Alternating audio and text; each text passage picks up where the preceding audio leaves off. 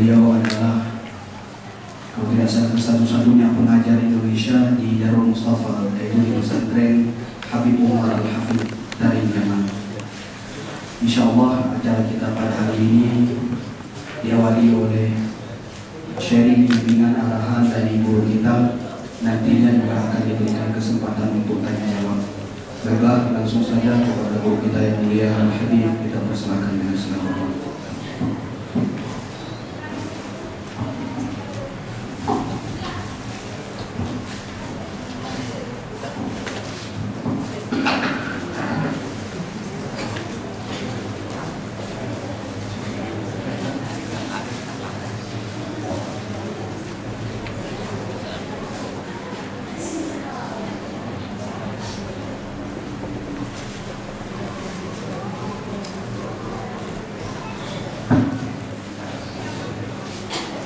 Assalamualaikum warahmatullahi wabarakatuh. Waalaikumsalam warahmatullahi wabarakatuh.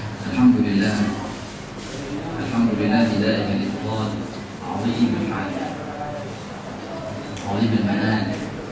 Sallallahu wasallam ala sayyidina Muhammadin wa ala bilal al-badr al-mutalal. Sallallahu alaihi wa alihi wa sahbihi khairu sahbihi wa alihi. Alhamdulillah, segala puji syukur kepada Allah Subhanahu wa taala atas karunia-Nya dan nikmat-Nya. Nikmat kumpulnya kita di tempat yang sangat mulia ini dalam rangka menuntut ilmu, mencari warisan Nabi Muhammad sallallahu alaihi wasallam. Inna ma'asyar anbiya dan warithu dinaran wa dirhaman wa innama warithul ilm. Ya Allah bersabda bahwasanya kami para nabi tidak mewarisi harta, tidaklah mewarisi dinar ataupun dirham, akan tetapi kami mewarisi ilmu. Faman akhadhahu faqad akhadha bihadhin wafir. Maka barang siapa yang telah mengambil warisan ini, maka sungguh dia telah mendapatkan warisan yang sangat luar biasa hebat. Inilah warisan Nabi Muhammad sallallahu alaihi wasallam.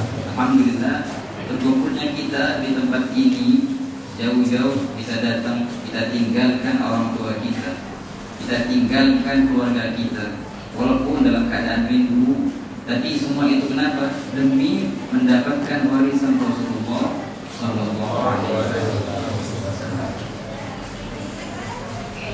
Dahulu kala pernah diceritakan oleh Imam Sufyan Ats-Tsauri, seorang tabi'i, yang mana ibunya beliau telah mewakafkan anaknya itu untuk menuntut ilmu. Ketika sang ibu ini melahirkan sang anak ini, ibu berkata, "Ya Allah, sungguh aku wakafkan anak ini untuk mendirikan agamamu, untuk menolong syariatmu ya Allah." Dari kecil Imam Sufyan Ats-Tsauri ini menuntut ilmu, dan dari kecil ia meninggalkan ibunya. Beberapa tahun kemudian, berpuluh-puluhan tahun kemudian, menjadilah Imam Sufyan Ats-Tsauri seorang alim, seorang ulama yang besar, yang terkenal, seorang muhaddits yang luar biasa. Kemudian beliau tahu beliau mempunyai ibu yang masih hidup. Suatu ketika beliau jauh-jauh datang untuk menziarahi ibunya. Setelah beliau menjadi seorang alim yang terkenal, beliau mengetuk pintu ibunya itu, mengetuk pintu rumah ibunya. Maka sang ibu dengan hati sanubarinya, ia merasakan ini anaknya untuk itu. Dia tahu. Maka sang ibu itu berkata, "Ya Sufyan, wahai Sufyan anakku, innal waqf la yarja." Yang namanya wakaf itu tidak bisa dibatalkan. Aku sungguh telah mewakafkan dirimu kepada Allah untuk menolong agama Allah. Maka kalau seandainya engkau balik kepadaku lagi, aku melihat wajahmu, maka seakan-akan aku membatalkan wakaf. Yang namanya wakaf tidak bisa dibatalkan. Pergi jauh engkau. Aku tak nak tengok muka engkau. Bukan karena marah, karena bangga anaknya menjadi seorang alim yang luar biasa. Dan ibu ini rela untuk meninggalkan anak ini. Dia memaklumi, beginilah wakaf. Aku wakafkan anak ini. Segitulah ketika orang tua kita mengirim kita ke tempat seperti ini, kita belajar. Ini suatu amanah yang luar biasa, amanah yang sangat berat yang kita pegang sekarang. Kalau kita pulang tidak membawa harapan orang tua kita, sungguh kita telah khianat. Tiap-tiap detik yang kita lalui di pondok seperti ini, tiap-tiap detik itu dipertanyakan, apakah engkau menunaikan hak yang dituntut atasmu? Orang tua engkau kirim ke sini untuk apa? Untuk belajar. Apakah tiap-tiap detik engkau gunakan untuk belajar?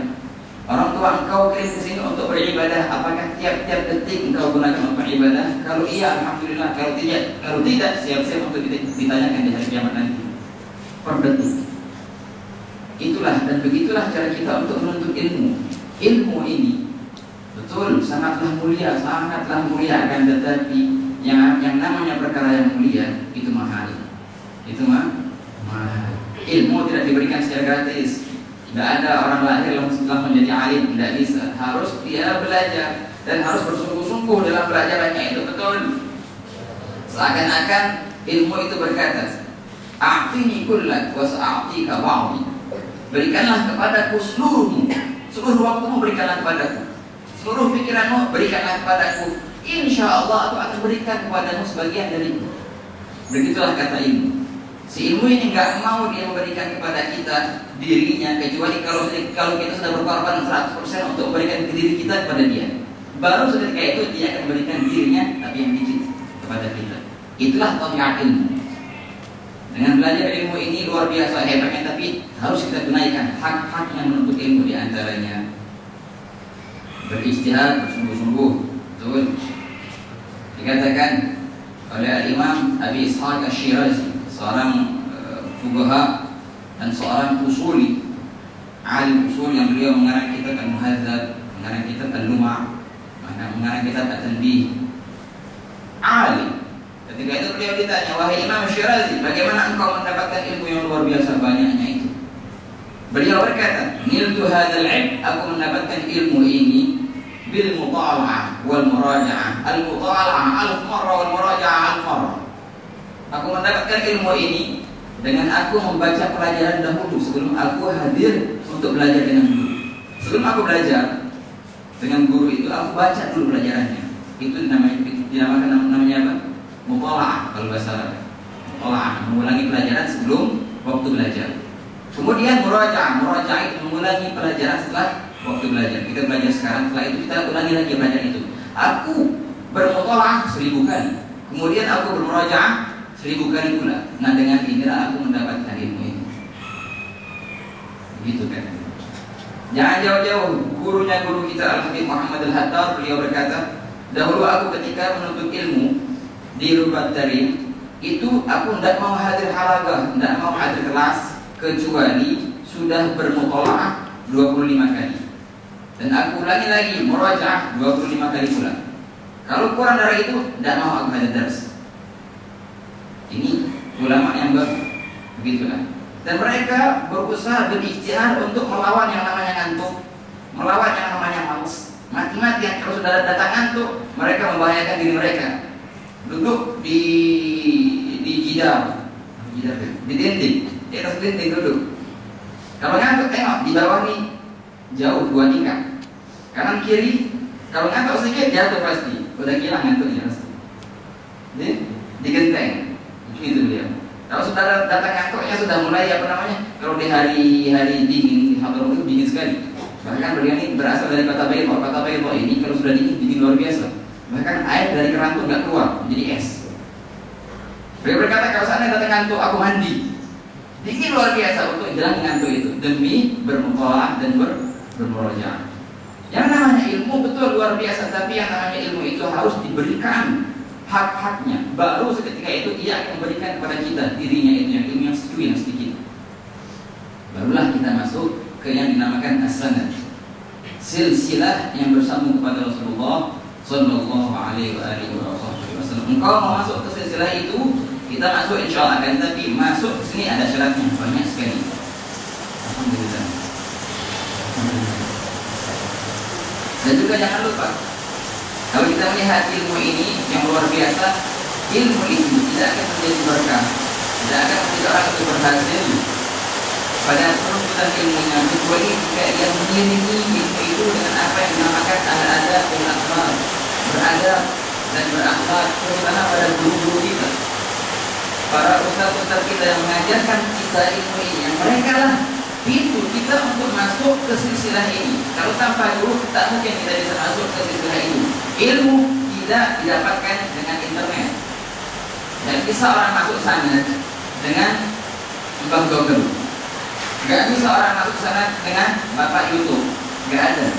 Walaupun dia kata kita dengan internet, gak bisa, belum bisa dia masuk sana. Kau mau masuk sana, duduklah kau di depan gurumu dengan beradab. Begini caranya masuk sana. Bukan depan internet. Bukan. Kau mau duduk sana, kau mau ambil sana, kau duduk dengan beradab dan berakhlak. Seketika itu kau akan masuk yang dinamakan sana.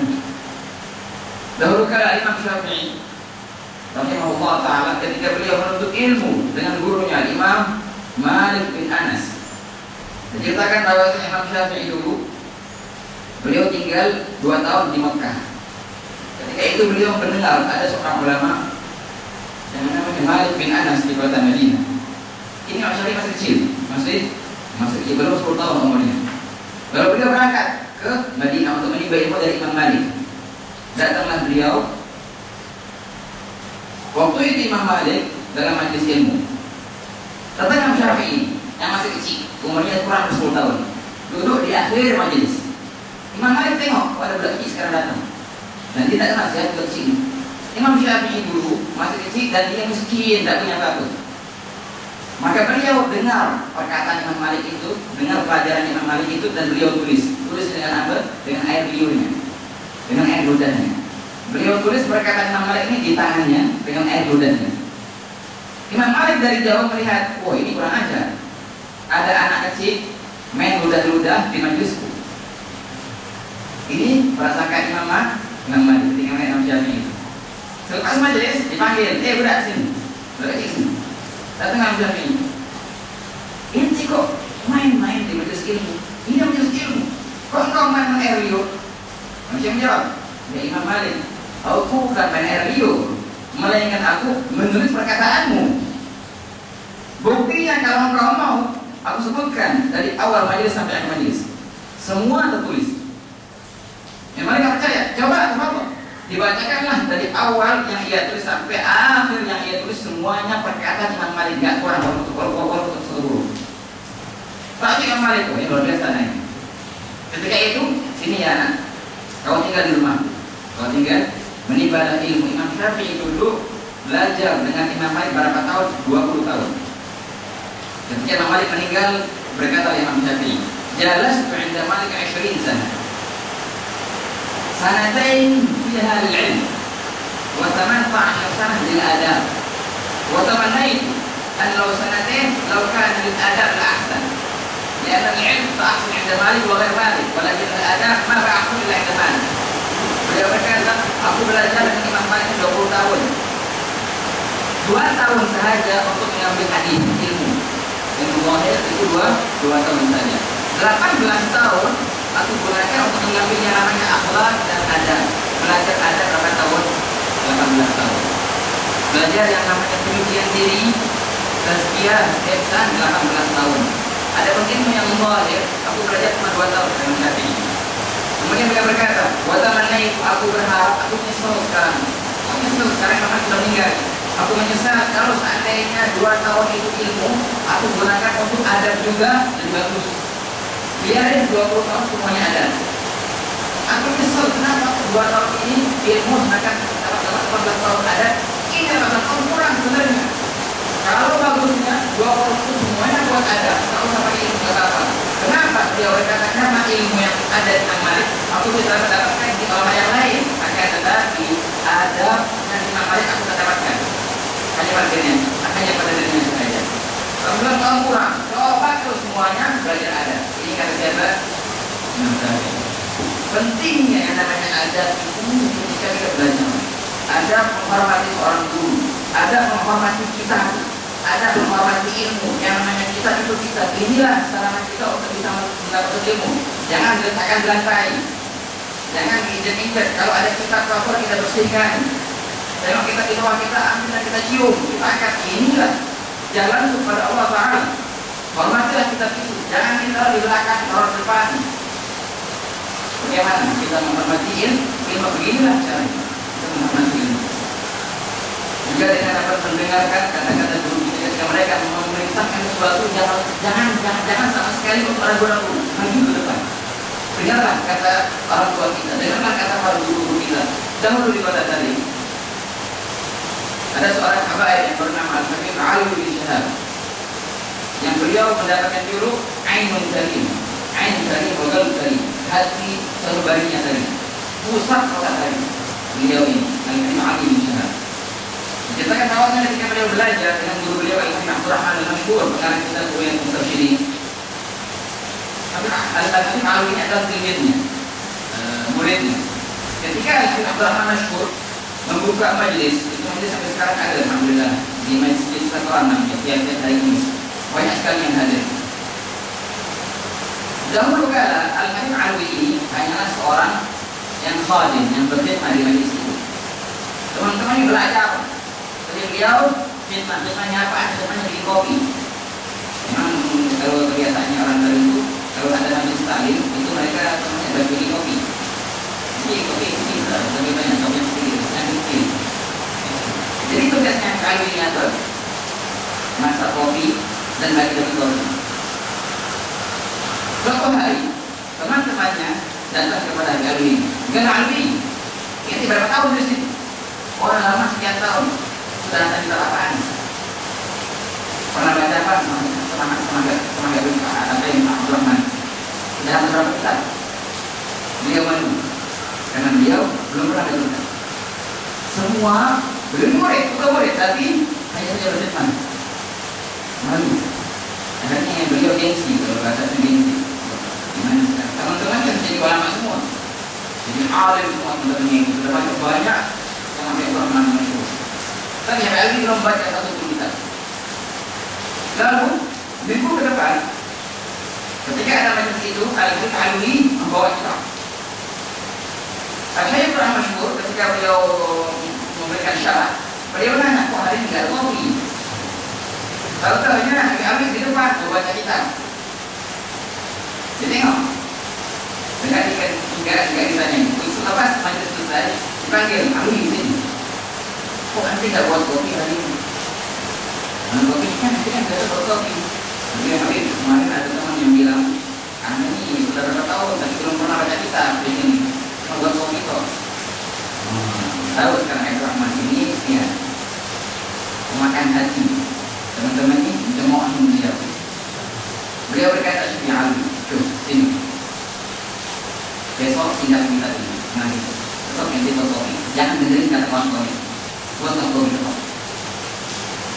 Dan jangan tentu akan datang suatu hari nanti, engkau akan menjadi pengganti di tempat ini. Dan semua teman-teman mereka akan mencium tanganmu. Dan betul, ketika meninggalnya Al-Habib Abdurrahman Masyhur, siapa khalifahnya? Beliau ini, tukang kopi yang di khalifah. Duduklah Al-Habib Ali di situ dan mengajarkan ilmu yang luar biasa. Orang pada heran, ini belajar dari mana nih? Tapi beliau dapat dengan apa itu? Dengan beradab dan berakhlak dengan guru-gurunya. Dikatakan kalau Imam Syafi'i dulu kan, ketika beliau belajar dengan Imam Malik, itu untuk membuka satu lembar. Depannya ada beliau bawa kita. Untuk membuka lembar itu, beliau pelan-pelan bukanya. Ditanyakan kok begitu? Dia aku takut mengganggu guru. Dengan suara lembaran kitab ini, nggak mau ganggu gurunya, walaupun hanya dengan lembaran kitab. Begini cara mereka menghormati para guru. Gak heran kalau mereka jadi ulama, karena begini mereka menghormati ilmu ini. Dan banyak sekali di sini bagaimana cara ulama-ulama ada dulu kita, mereka menuntut ilmu. Nah sekarang, alhamdulillah ilmu ini ada di hadapan kita, ada pada guru-guru kita. Hanyalah tinggal kita memanjangkan tangan kita untuk mengambil ilmu ini, tapi jangan lupa kita harus tunaikan hak-hak yang menuntut ilmu. Bagaimana ilmu itu diambil? Karena ilmu inilah ilmu yang manfaat, yang dikatakan al-mutqasul bisanad. Ilmu itu banyak, tapi yang saya maksudkan ilmu ini adalah ilmu syariah yang diambil dengan sanad. Berkata Imam Abdullah radhiyallahu anhu, orang tabi'in jadi laulal isnad lagala anggala magal. Kalau seandainya bukan karena sanad, orang banyak ngawur. Lagala, manggala, maga. Banyak orang yang akan berkata apa yang mereka mau. Tapi karena sanad mereka ditekan. Dari mana kau tahu masalah ini? Dari guruku. Gurumu dari mana? Dari gurunya. Guru sampai Rasulullah SAW. Dari mana kau ambil hadis ini? Dari guruku. Guru ambil dari mana? Ilmunya sanad. Kalau bukan karena sanad ini, agama akan hancur. Inilah yang membuat agama terjaga dengan sanad. Nah, sekarang sanad kita sudah ada depan kita. Sanad yang muttasil. Bagaimana cara guru-guru kita mengambil ilmu dari gurunya? Dan gurunya itu mengambil dari gurunya sampai ke Rasulullah SAW. Wabil haqqi fa na'khudhu 'uluma tariqihim yadan biyadin hatta maqam an-nubuwwah. Mereka berkata begitu. Hanya tinggal kita masuk ke silsilah emas ini sanad ini, tapi jangan lupa masuknya harus dengan dua perkara. Yang pertama dengan al-akhlaq wal adab, kedua dengan ijtihad. Cukup sekian wasiat Al-Faqih pada kali ini. Dan sebelum Al-Faqih menghitamkan hadis ini, Al-Faqih mau memberikan hadiah, Ustaz. Boleh, Ustaz? Al-Faqih mau kasih antum hadiah yang biasanya ulama-ulama dahulu mereka untuk memasukkan mereka orang-orang yang mereka cintai dalam kelompok sanadnya itu, mereka membawakan suatu hadis di sini dengan sanadnya. Dan biasanya yang dibawakan dalam hadis ini ada al-hadis al-musalsal bil awwaliyah. Jika dalam hadis itu ma'ruf, ada hadis yang itu bersambung dari guru ke guru dengan perkataan awal ma sami'tu anhu sampai ke Rasulullah SAW, sampai ke Imam Sufyan bin Uyainah. Hadis musalsal bil awwaliyah ini begitu banyak sekali ambil dari guru-guru kami, di antaranya Syekh Utsama Al-Azhari, hadis tersebut, dan juga Sayyid Habib Umar, dan juga Sayyid Habib Al-Jubri, dan banyak sekali muhaddis Al-Maghribi, Abu Farfash. Dan dengan sanad mereka mengambil sanad ini daripada guru-guru mereka sampai ke Imam Sufyan bin Uyainah. Dan tiap-tiap orang berkata, hadatsani syaikhi wa huwa awwal ma sami'tu anhu. An syaikhi wa huwa awwal ma sami'tu anhu. Dan terus ke atas sampai ke Imam Sufyan bin Uyainah. Ketika itu disitulah berhentinya silsilah bil awwaliyah ini. Hadatsani syaikhi wa hadha awwal ma sami'tu anhu bi sanadin muttasil ila Imam Sufyan bin Uyainah. An masyaikhihi wa ta'an wa sanad muttasil kepada seorang tabi'in yang bernama Abu Babus. Beliau kata, haddatsani Abdullah bin Amr bin As. Kata sami'tu Rasulullah sallallahu alaihi wasallam yaqul ar-rahimuna yarhamuhumur rahman yarhamu man fil ardi yarhamukum man fis sama. Inilah hadis yang dinamakan muttasil bil awwaliyah, yang tiap-tiap yang mengambilnya mereka berkata awal masa yang aku. Semoga insyaallah dengan Al-Faqih bawakan hadis ini semua masuk ke silsilah sanad ini insyaallah, amin ya rabbal alamin. Dan insyaallah masuknya kita pada silsilah ini, semoga kita insyaallah akan dibangkitkan oleh Allah Taala di hari kiamat dengan mereka orang yang berada di sana itu. Dan insyaallah akan memberikan dengan sanad ini syafaat kepada kita semua, amin ya rabbal alamin. Sekianlah yang harus kita sampaikan. Al-Faqih minta maaf kalau seandainya ada salah kata, orang masih belajar bahasa Indonesia.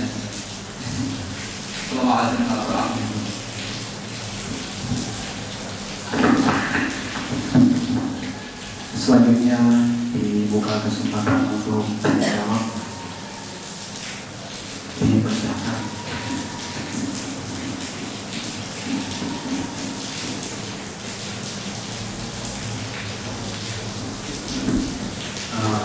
Saya mulai dari saya. Saya ingin bertanya bagaimana kondisi Yaman sekarang, khususnya di Tari, dan apa sudah mulai bisa diterima kembali di santri-santri Indonesia di Tari. Kalau memang sudah bisa, apa syarat-syaratnya, karena insya Allah banyak juga di antara santri-santri yang barangkali akan bergabung.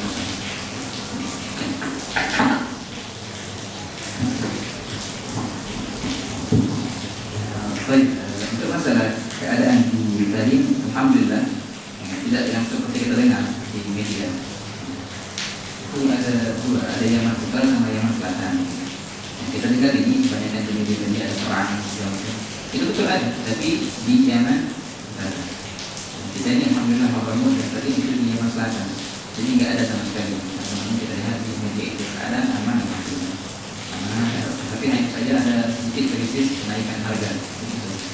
Ini semua aman, alhamdulillah kita pahami. Gitu saya. Yang kedua untuk menikmati belajar, alhamdulillah masih terbuka.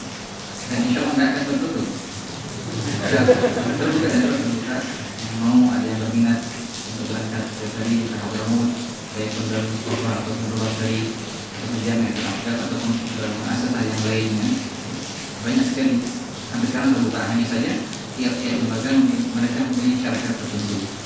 Dan di sini yang paling asas, yang paling ditekankan itu tidak harus baca Quran, tidak harus untuk sudah hatam kitab minhaj atau memahami, dan tidak harus. Yang paling penting di sini adalah bisanya tidak berbahasa Arab. Itu yang penting. Kalau misalnya ada orang sudah berquran atau sudah hatam kitab yang banyak, tapi dia masuk Quran dalam bahasa Arab, itu susah untuk bisa. Dan juga menjadi hambatan dia ketika dia datang dengan susah untuk komunikasi. Syarat yang asas di semua lembaga, baik dalam mufahalah atau nafrah atau beberapa kali mereka mensyaratkan menikah mungkin belum Arab bisa kuat dengan bahasa Arab, baik kuat membaca, menulis, mengartikan atau berkomunikasi dengan masyarakat. Ini yang penting. Cukup dengan syarat ini saja, walaupun tidak pernah baca apa. Ini yang penting syarat. Untuk penerimaan saja itu ada waktu tertentu. Jadi mereka tiap-tiap lembaga itu mempunyai wakil di Indonesia sini, dan mereka tentukan kalau seandainya mereka buka waktu yang baca, mereka umumkan contoh yang mau tasbih ada yang dibuat ada ujian. Biasanya itu mereka buka waktunya di jalan atau di majelis akhir, dan juga raya dan juga syahrul. Itu biasanya untuk di buka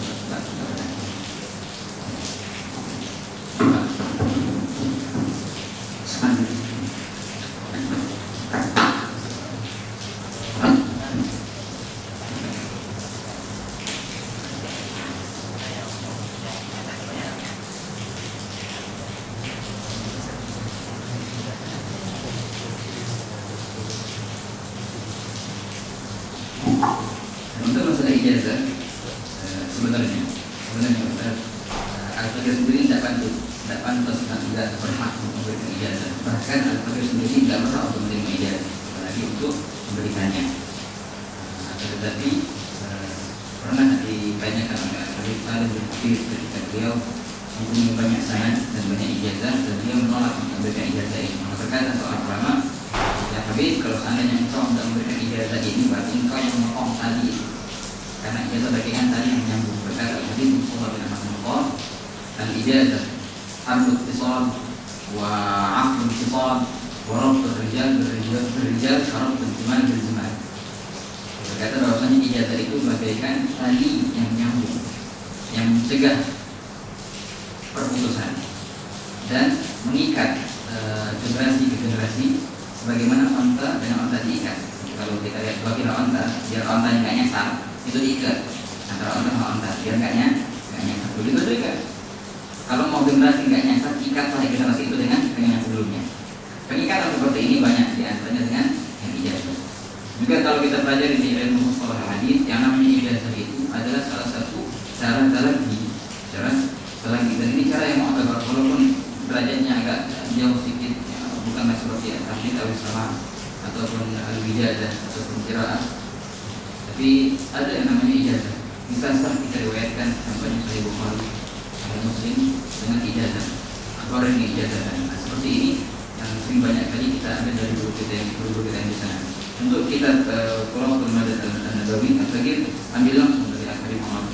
Ada ijazah dari Sayyid Habib pada Al-Faqih dan banyak sekali pada ikhwan. Nah, kalau seandainya ijazah sah, maka insya Allah dengan niat untuk menyambungkan tali ini kepada beliau, kepada datuk-datuk beliau, kepada kaum sahabat Alawi, dan kepada semua asbab yang ada di kota tadi, Al-Faqih akan memberikan ijazah. Al-Faqih memberikan ijazah.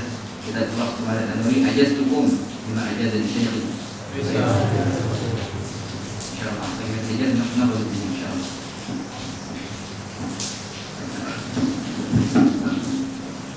Masih ada yang ingin bertanya?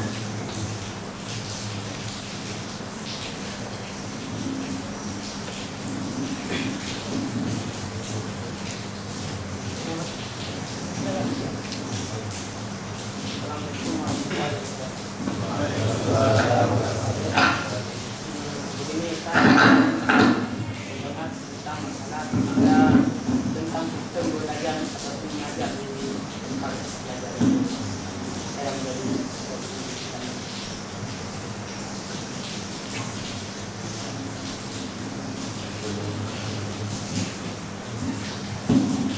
kita adalah segi belajar di Mustafa juga di lain-lainnya seperti Al-Badari, bahkan juga di Universitas Al-Azhar dan banyak sekali lembaga-lembaga di tadi itu.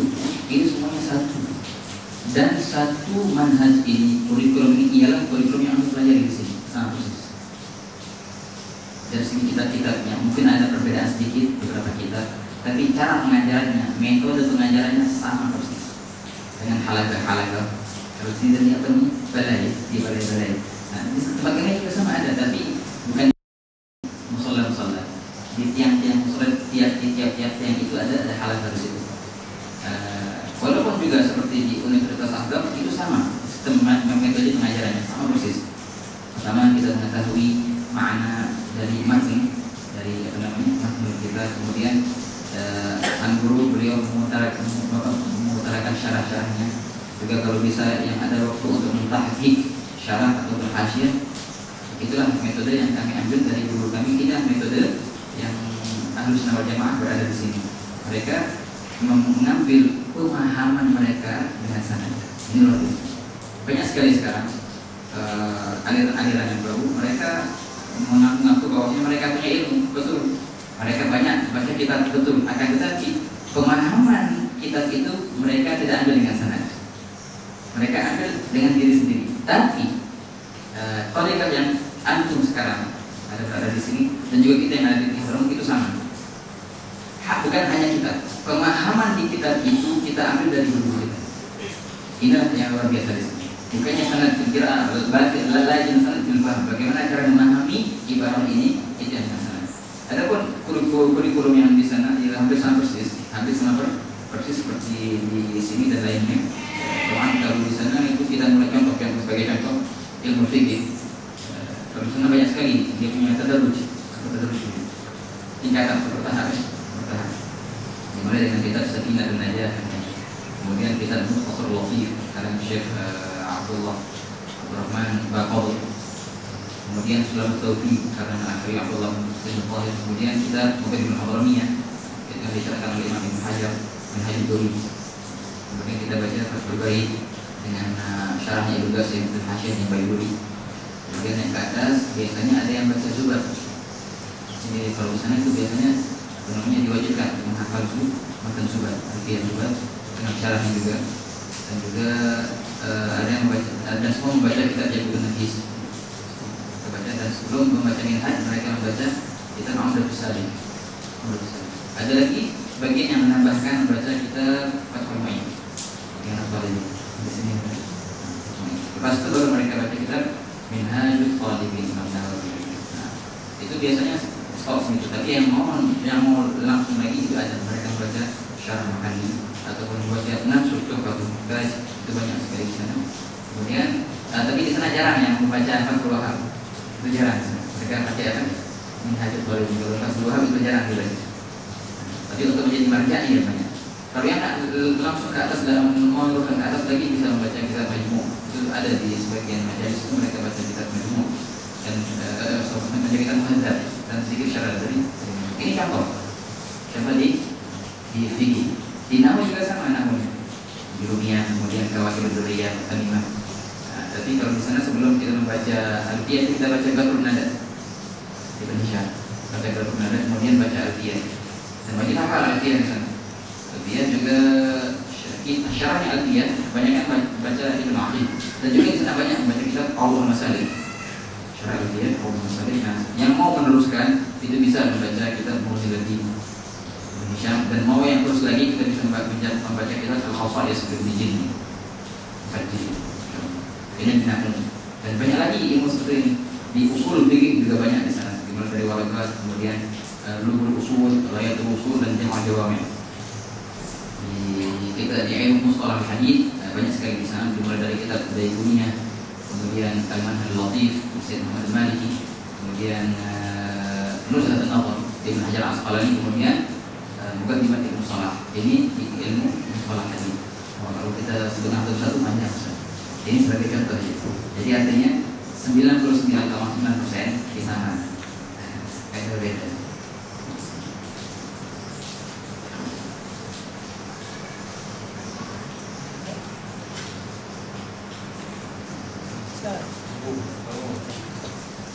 Benar-benar.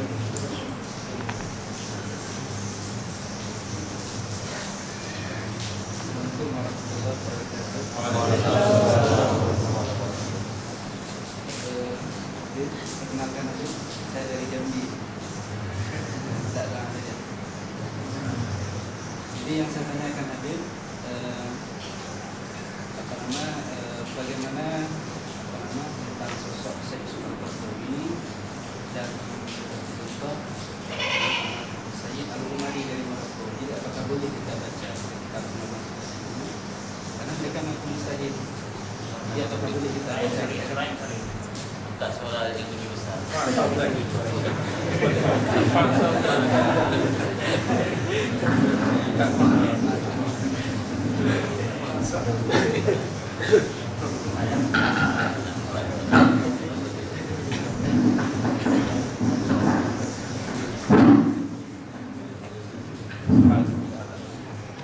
Jadi ini pertanyaannya adalah kitab-kitab yang dikarang oleh ulama-ulama sekarang seperti karangan Syekh Al-Qaradawi atau seperti Sayyid Ahmad Al-Umari dari Maroko dan juga yang lain-lain ulama yang kontroversi. Jadi apakah boleh kita baca kitab ulama ini dan sekaligus apakah boleh kita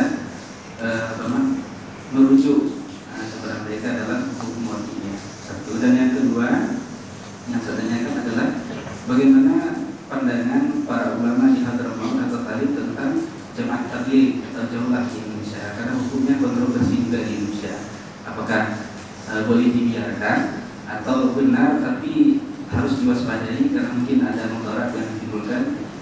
Yang terakhir, mohon maaf, saya tanya kata-kata istilah Habib itu sejak kapan dimulai? Karena dalam silsilah kitab klasik yang kita temukan adalah kata-kata Sayyid atau Syarif. Jadi Habib sejak kapan? Nah, jadi kami monitor diri kami yang keempat.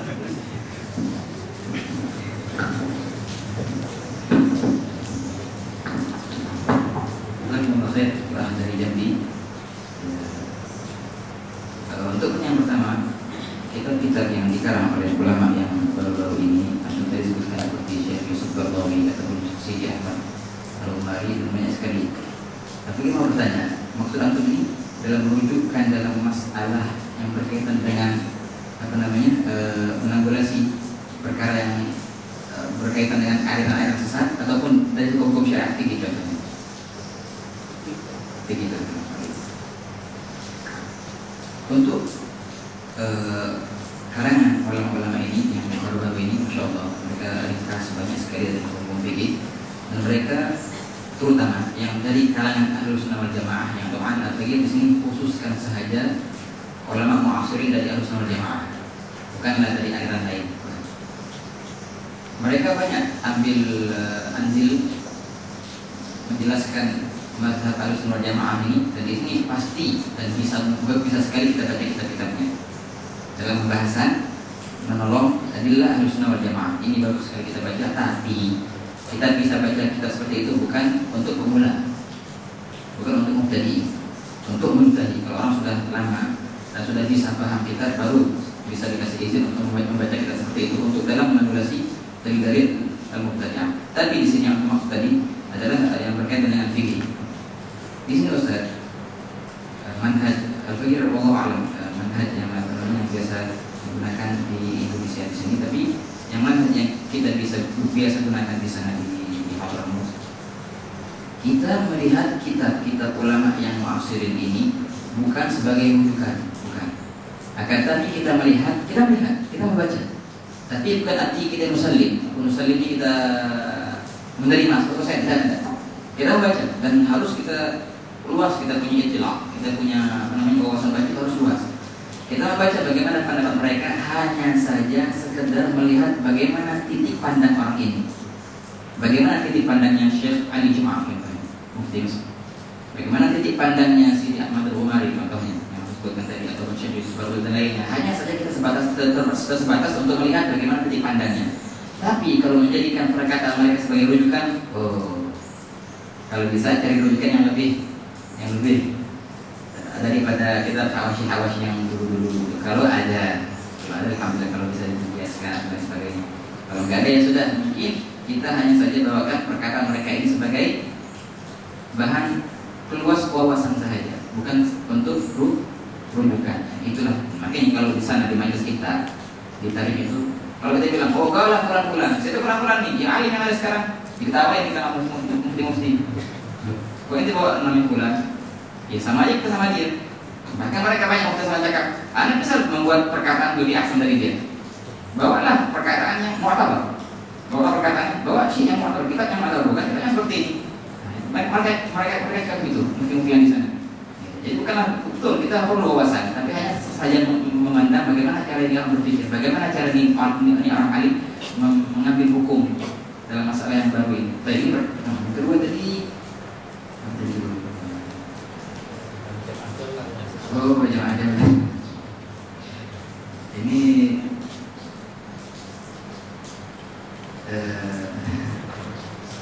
mungkin ada kita bisa jawab, mungkin ada kita bisa jawab itu Ya tapi soalnya jawab.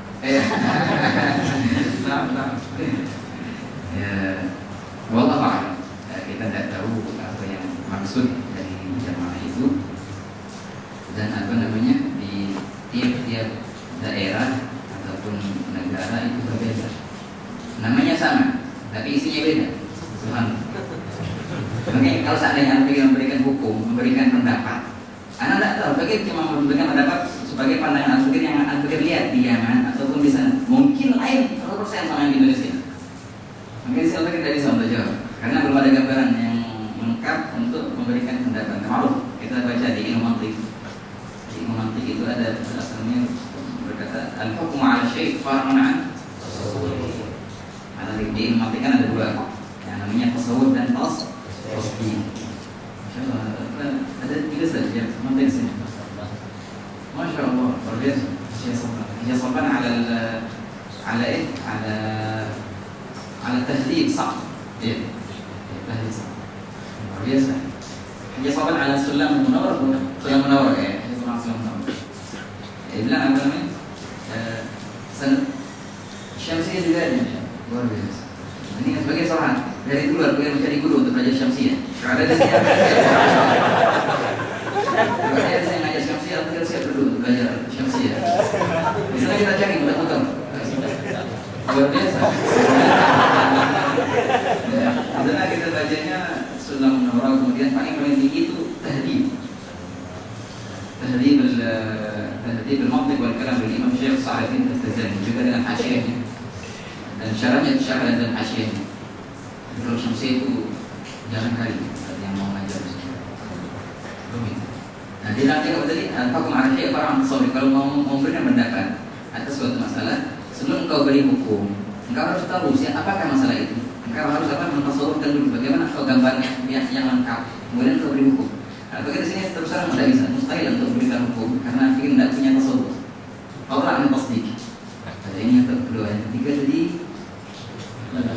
Oke, dalam hadis. Nah, itu begini ceritanya. Di Hadramawt dahulu, ketika datangnya Ahlul Bait itu apa namanya pada abad ke-3 Hijriah dengan datangnya Sayyidina Ahmad Al-Muhajir, lalu beliau turun-turun anak-anaknya dan kemudian datang Syekh Tariqah Sadar Alawi, bagi Muqaddam Muhammad Abdul Halim Alawi dan terus turun. Dahulu karena mereka panggil itu semua Syekh Tariqah dan anak-anak. Dan ini masih tertulis di apa namanya di kitab-kitab kalau kita tengok Sadar Alawi yang sekarang mereka sebutkan Syekh pada ulama yang dahulu. Syekh Abdul Sadar, Syekh bagi Muqaddam, Syekh Abu Bakar Musalim. Nah, kalimat Habib ini kapan datangnya? Orang yang pertama dijuluki dengan kata Habib adalah Al-Imam Umar bin Abdurrahman Al-Aqqas. Orang yang pertama kali bergelar Al-Aqqas. Itu ma'ruf yang dia punya rotib Al-Aqqas. Itu berada pada zaman 11 atau 12 Hijriah. Nah, beliau punya murid yang bernama Al-Habib Abdul Haddad. Semua tahu Al-Haddad. Nah, gelar pertama kali Habib itu dinamakan oleh Al-Habib Umar. Bagaimana ceritanya? Ini gelar diberikan oleh murid-muridnya. Beliau ini belajar di apa namanya di Qaryah di dekat Mina, kemudian beliau pindah ke kota Hurairah. Di Hurairah itu, ya, ada istilah kalau mereka orang yang mereka senang-senangi luar biasa, mereka panggil Habib. Apa arti Habib? Seorang kekasih artinya. mahbub, orang yang tercinta. Nah, ketika itu beliau pindah ke kota Hurairah, dan begitulah biasanya orang-orang Hurairah. Ketika itu beliau dijuluki dengan nama Habib. Ketika nama ini menjadi lekat dengan nama beliau, Al-Habib Umar bin Abdurrahman Al-Akhwas, terdengar oleh ulama yang lain, ini bagus. Kalau kalimat Syekh itu mungkin mereka lihat ini tinggi sangat. Syekh Abu Musalim, Syekh Abdurrahman Segar kan, tapi kalau ulama tadi itu kalau mereka kan, tapi kalau kita sini nggak waktu untuk dinamakan Syekh, maka mereka berubah titel menjadi Habib. Sampai sekarang lah ada itu. Tapi kalau namanya Sayyid, istilah Sayyid ini ada di sebagian tempat dan sebagian daerah. Ini sudah dari awal. Istilah Sayyid itu bukan bukan ada pada akhir-akhir, dari sudah awal. Bahkan Nabi SAW memberikan gelar kepada cucunya Sayyidina Hasan dengan kata Sayyid. Dalam hadis juga sama-sama, inna ibni hadza sayyid wa sayuslihu Allahu bihi baina fi'ataini 'azimataini minal muslimin. Gelar Sayyid itu sudah dari Nabi sendiri yang dengan gelar ini. Itu Sayyid. Nah, mungkin inilah yang kita bagi jawab di sini.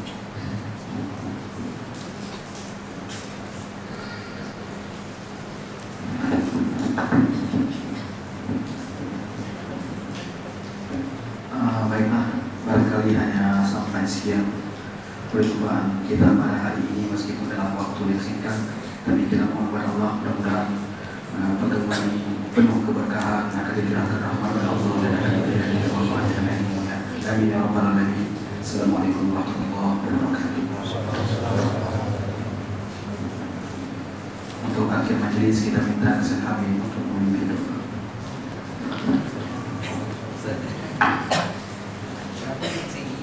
Semua memberi, karena minta.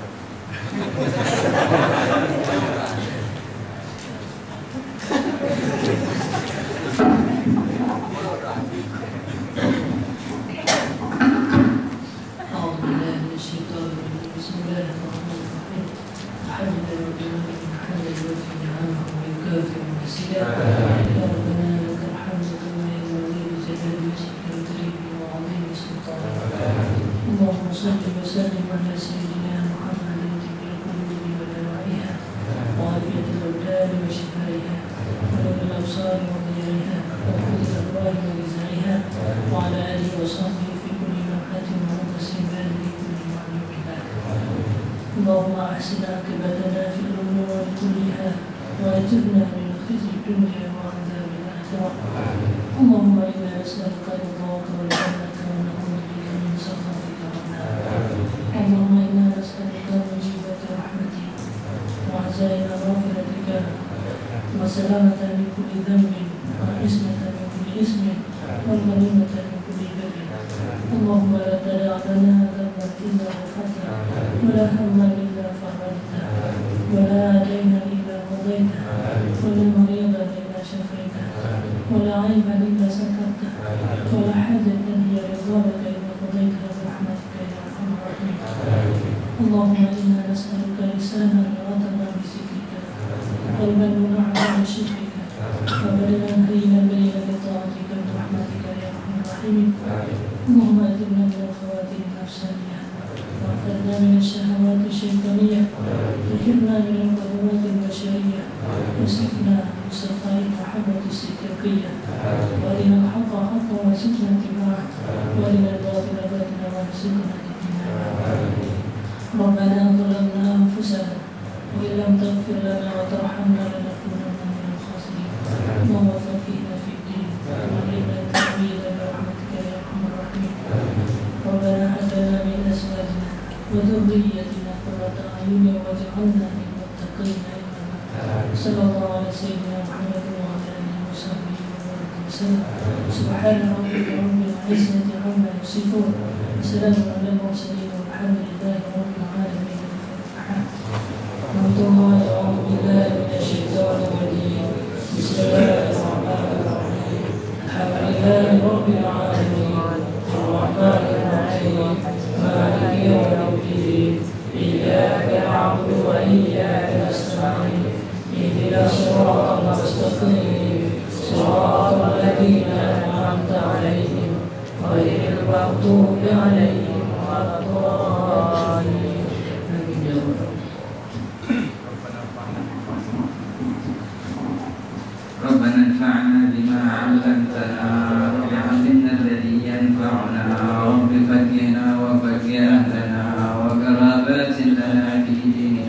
وعامل الكتر وانسى وذكر ربي وبكنا وبكم لما نرتضي وارزق الكل حلالا دائما وأقل أثقياء علماء نهض بالخير وكفى كل شر سلنا كل الشرور وأقر بالرضا منك العيون واقض عنا ربنا كل الديون قبل أن تأتينا رزق المنون واغفر واستر أنت أكرم من ستر وصلاة الله تغفر المصطفى من الحق تعالى والوفاء بكتاب فيه للناس شفاء وعلى آل الكرام الشرفاء وعلى الصحب المصابيح الغراب اللهم اهدنا بهداك واجعلنا ممن يسارع في رضاك ولا تولنا وليا سواك ولا تجعلنا ممن خلف امرك وعصاك وعصى الله علينا الوكيل وصلى الله على سيدنا